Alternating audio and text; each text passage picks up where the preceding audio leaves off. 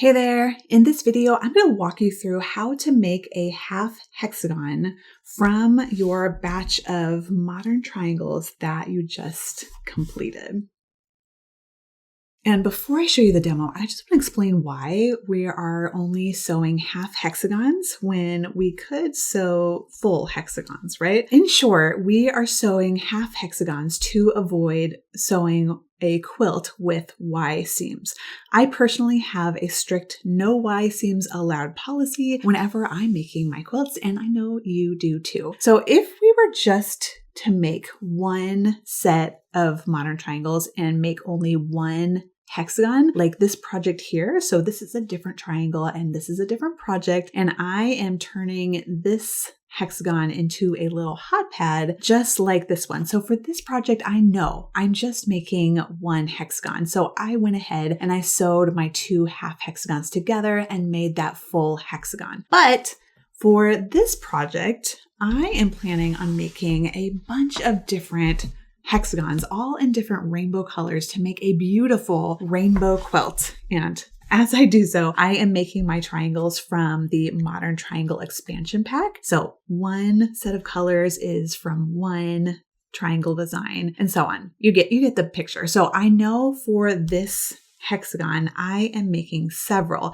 and I'm going to turn it into a quilt. So if I were to sew all of my triangles into one hexagon and make a bunch of different hexagons, I am going to end up having to sew my hexagons together using Y seams. And again, I don't want to do that. I have a no Y seams allowed policy. So to get around the Y seams, we are sewing our triangles not into full hexagons, but into half hexagons. So long story short, when you are making a modern triangle quilt and you're using hexagons, you want to sew your triangles into half hexagons. All right, so now you know the explanation of why we are sewing half hexagons. Let's get into the demo. Before getting started with the demo, I just want to walk you through what notions I will be using. So I've got my blocks all ready to piece together, and then I've got some pins that I might use. The other thing I'll be using is my cordless Panasonic iron with my wool pressing mat here. And then of course I have my sewing machine set up. It has a scant 1/4 inch foot all ready to go. So those are the only notions I'll be using in this demo. So now you know, we can start. All right, so I've got my gorgeous blocks here and I am working on a quilt. So I know that because I'll be making several of these triangles and these hexagons, I want to sew them into half hexagons now. And so that's what I'm going to show you. So I've got my blocks. This triangle is block number 49 from the Triangle Expansion Pack. Just so you know, I love this block. It's so gorgeous. I'm so excited to see it come together. All right, so what I'm going to walk you through is I am going to walk you through how to piece these triangles into a half hexagon. So I am just going to be using these 3 triangles here. And let's see, I want to sew these 2 triangles together. So I have my triangles here. I'm going to put them right sides together here. And for these triangles, I'm going to line them up point to point. So point to point here and point to point up here. So this part's easy. Just line them up point to point and add some pins if you like.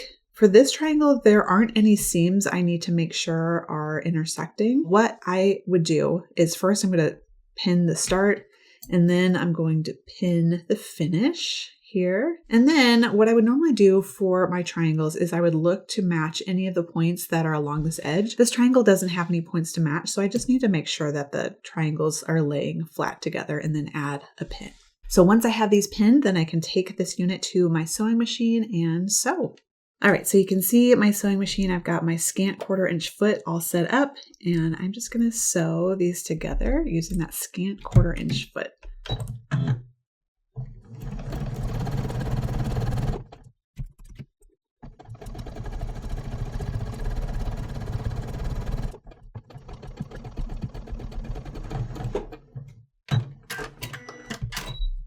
All right, so I've got my triangle sewn together. I've removed the pins, and usually before I do any pressing, I just want to open up my seam to make sure I'm happy with how things lined up.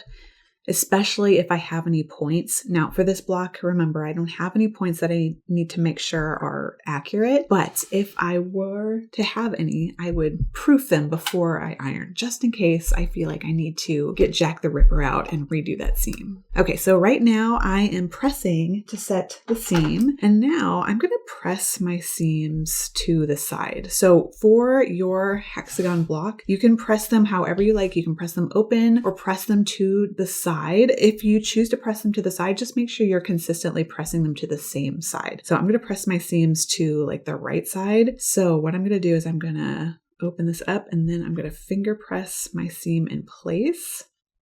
And then I'm going to use my iron to press. So whenever you're sewing with triangles and you want to be accurate, here is a really great pressing tip. So as you're pressing, you want to make sure you're pressing. So lifting the iron up and down instead of pushing and pulling, because if you do any push-pulling motion, you are going to warp those bias edges on the edges of your triangle. I've got 2 triangles sewn together. My next step is to sew this triangle to this unit here to complete my half hexagon.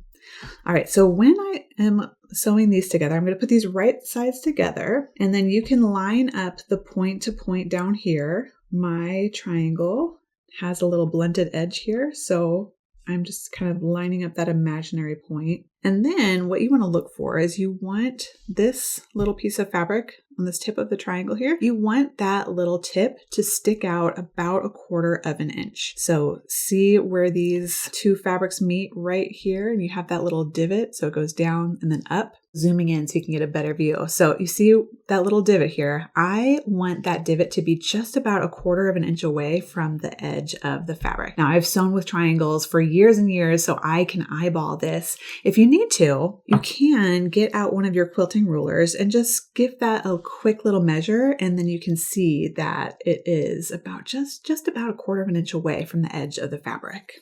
So that is what I am looking for and what you'll need to be looking for as you sew your triangles together. And then once you see everything is lined up, you can add a pin at the start, add a pin at the end of that seam.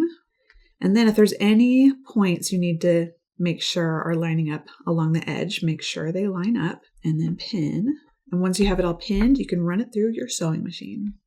All right, so I'm grabbing everything, I'm putting it underneath my sewing machine foot down, needle down, and I'm going to sew using the scant 1/4 inch foot.